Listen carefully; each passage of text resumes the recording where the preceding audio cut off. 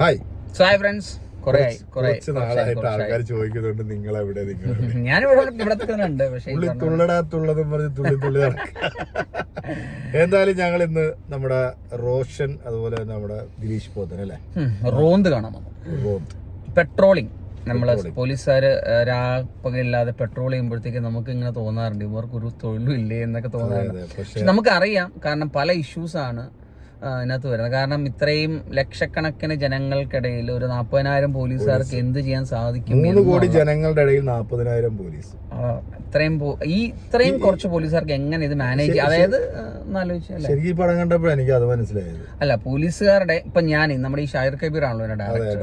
അപ്പൊ ഇദ്ദേഹത്തിന് മുമ്പത്തെ സിനിമ ഇലവിഴ പൂഞ്ചിറ. ഫസ്റ്റ് ഡയറക്ഷൻ ഇലവിഴ പൂഞ്ചിറ, രണ്ടാമത്തെ ഡയറക്ഷനാണ് പുള്ളിയുടെ. അദ്ദേഹത്തിന്റെ കഥയാണ് നമ്മുടെ ജോസഫ് നായാട്ട്. ഞാൻ നായാട്ട അവസാനമായിട്ടെത്തിയ ഓഫീസ് സ്റ്റോറി എല്ലാം പോലീസ് സ്റ്റോറിയാണ്. ഇതിനകത്ത് ഈ നായാട്ടിനകത്ത് നമുക്ക് ഒരു ദളിത് ആളുകളെയാണ് അതിനകത്ത് ഒരു ഇഷ്യൂ കാണിക്കുന്നത്. അപ്പൊ അതിനകത്ത് ഏറ്റവും കൂടുതൽ നമ്മള് പോലീസുകാരെ വെറുത്തായിരുന്നു. ഈ സിനിമ നിങ്ങൾ കാണുമ്പോ പോലീസുകാരെ ഇഷ്ടപ്പെടും, നമുക്ക് പോലീസുകാരാണെന്ന് തോന്നും. കാരണം വേറൊന്നുമല്ല, അത് ഇത്രയും ബുദ്ധിമുട്ടിയാണ് ഒരു ക്രമസമാധാനത്തെ കൺട്രോൾ ചെയ്ത് നമ്മൾ മനസ്സിലാക്കുമ്പോൾ. ഈ ഷാഹിദ് കബീർ എന്ന് പറയുന്നത് ഒരു പോലീസുകാരനാണ് കേട്ടോ. എനിക്ക് അദ്ദേഹത്തിന്റെ തന്നെ ഒരു അനുഭവമായിരിക്കാം. ലൈഫിലുള്ള സംഭവമാണ് പുള്ളി പോലീസ് സ്റ്റോറി തന്നെ ഇങ്ങനെ നിരന്തരം ഇങ്ങനെ എടുത്തോളൂ. പക്ഷെ നമ്മൾ ഇതുവരെ പുള്ളിയുടെ പോലീസ് സ്റ്റോറി കണ്ടതിൽ വെച്ച് ടോട്ടലി ഡിഫറെന്റ് ആയിട്ടുള്ള ഒരു കഥയാണ്.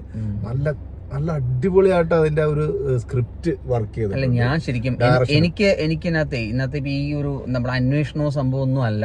ഇതിനകത്ത് ചില സീൻസ് ഒക്കെ നമുക്ക് ഹേർട്ട് ചെയ്യും, നമുക്ക് ശരിക്കും ഹേർട്ട് ചെയ്യും. ആ ഒരു കുഞ്ഞിനെയൊക്കെ അതല്ല ഞാൻ പറയണില്ല എന്താണ്, പക്ഷെ ആ കൊച്ചിനെ വെച്ചിട്ട് ചെയ്യുന്ന സീൻസ് ഒക്കെ ചെറിയ സീനേ ഉള്ളൂ.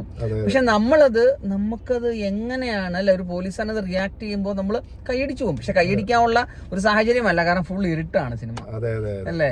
അത് ഇതിനകത്ത് പിന്നെ പോലീസ് ഓഫീസറായിട്ട് വരുന്ന നമ്മുടെ ദിലീഷ് പോത്തനും പിന്നെ റോഷൻ ഇതിനകത്ത് പോലീസ് ഡ്രൈവറായിട്ടാണ് സീനിയർ ഓഫീസർ. ഇവര് തമ്മിലുള്ള ചില ഈഗോ പ്രശ്നങ്ങളൊക്കെ എല്ലാ പോലീസിലും ഉള്ളതാ. അതൊക്കെ വളരെ വ്യക്തമായിട്ട് ഇതിനകത്ത് കാണിക്കുന്നുണ്ട്. പിന്നെ പോലീസ് നമ്മൾ പുറമേ നോക്കുമ്പോൾ ഒരു പോലീസുകാരനെ കാണുമ്പോൾ ഭയങ്കര പരുക്കനാണ്, മനസാക്ഷി ഇല്ലാത്തവനാണെന്നൊക്കെ തോന്നും. പക്ഷെ അവരുടെ ഉള്ളിലും ഒരു മനുഷ്യനുണ്ട്, അവരുടെ ഉള്ളിലും കുടുംബം ഉണ്ടെന്നൊക്കെ ഒരുപാട് അതായത് ഒരു രാത്രി നടക്കുന്ന ഒരുപാട് സംഭവങ്ങളിലൂടെയാണ് ഈ സിനിമ നമ്മളിങ്ങനെ കൊണ്ടുപോകുന്നത്. ഒരു ഇൻവെസ്റ്റിഗേഷൻ അല്ല സിനിമ, പക്ഷെ നമ്മളിങ്ങനെ ഇരുത്തും. അല്ല, എനിക്ക് ആദ്യം പറയാനുള്ളത്, ഇത് എല്ലാ പോലീസുകാരും സിനിമ കാണണം. കാരണം നിങ്ങൾക്ക് ശരിക്കും നമ്മൾ ശരിക്കും നിങ്ങളെ ബഹുമാനം കൂട്ടുന്ന ഒരു സിനിമയാണ് ഷാഹിർ കബീർ നിങ്ങൾക്ക് സമ്മാനിച്ചെന്ന് ഒന്നാമത്തെ കാര്യം. പണ്ട് നമ്മൾ കണ്ണൂർ സ്ക്വാഡ് സിനിമ കണ്ടപ്പോഴത്തേക്ക് പോലീസുകാർ ഏറ്റവും കൂടുതൽ ഇഷ്ടപ്പെട്ട ഒരു സിനിമ ആയിരുന്നു അത്. മീൻസ് അതേപോലെ ആ ഒരു പാറ്റേണിലേക്ക് അല്ല ഞാൻ അത് പറഞ്ഞു. കാരണം ആ പോലീസിനെ കണ്ടപ്പോ നമ്മുടെ കേരളത്തിലെ പോലീസുകാർക്ക് ഭയങ്കര ഒരു ബഹുമാനമായിരുന്നു.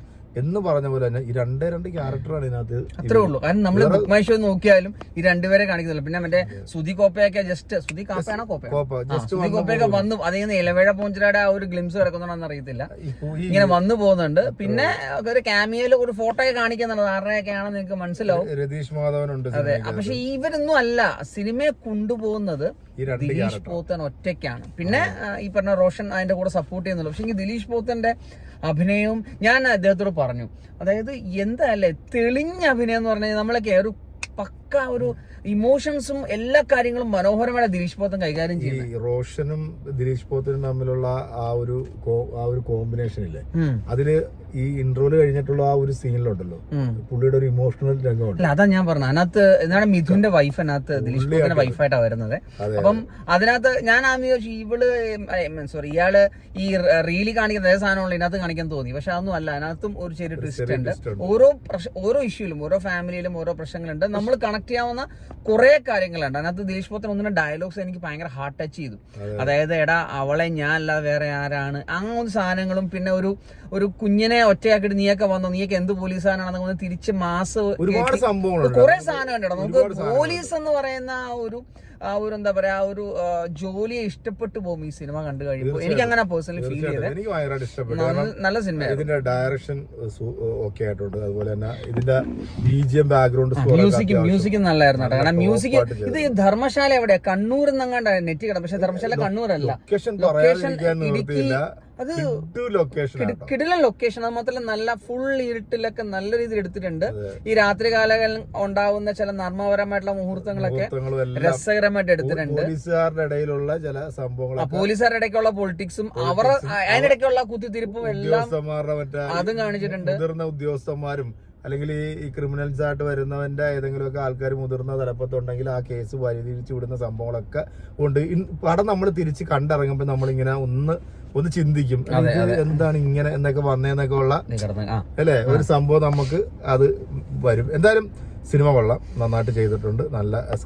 നല്ല സ്ക്രിപ്റ്റ്, ആ സ്ക്രിപ്റ്റിന് അനുയോജ്യമായ ഡയറക്ഷൻ ആൻഡ് അതിന്റെ കാസ്റ്റിംഗ് എടുത്തിരിക്കുന്നതും സൂപ്പറാണ്.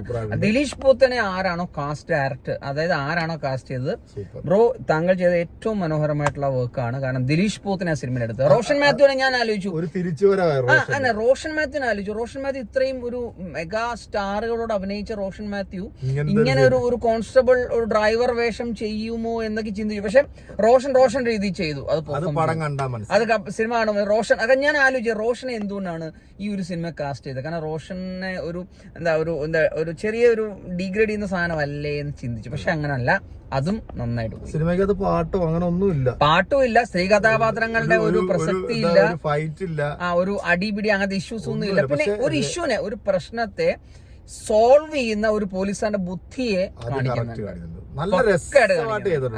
എങ്ങനെ സോൾവ് ചെയ്യാം, എടാ ഇത്ര ഉള്ളടാ ഈ പ്രശ്നം, ഇത്ര ഉള്ളൂ എന്ന് സോൾവ് ചെയ്യുന്ന രീതിയുണ്ട്. നമ്മളൊക്കെ പഠിക്കാനുണ്ട് അങ്ങനത്തെ സാധനങ്ങൾ. ഒരു കുടുംബത്തിലുണ്ടാവുന്ന ഇഷ്യൂ, ഒരു അടി കൊടുത്തു കഴിഞ്ഞാൽ അടി അണ്ണൻ തമ്പി അല്ല എന്നുള്ള സാധനം ഉണ്ടല്ലോ, അടിക്ക് അടി തന്നെ വേണം. അപ്പൊ ആദ്യം കൊടുക്കുന്നത് കൊള്ളാം, നല്ല സിനിമയാണ്. നിങ്ങൾ സിനിമ കണ്ടവരാണെങ്കിൽ നിങ്ങളുടെ അഭിപ്രായം കൂടെ അറിയിച്ചേക്കും. അതെ അതെ. അപ്പൊ അടുത്തൊരു വീഡിയോ സോ നമ്മൾ കേൾക്കാൻ റോന്ത് വിറ്റാലോ സിനിമ, ഞങ്ങളൊന്ന് റോന്ത് വിറ്റാം. എന്തൊക്കെയാണ് ഈ സമൂഹത്തിൽ നടക്കുന്നത്, രാത്രി നമുക്കൊന്ന് റോന്ത് വിറ്റാം. എന്തൊക്കെയാ നീയൊക്കെ എന്ത് പോക്കൃത്ര കാണിക്കുന്നത് അല്ലേ, നമുക്കൊന്ന് റോന്ത് വിറ്റാം. അപ്പൊ കൊള്ളാം, നല്ല സിനിമ.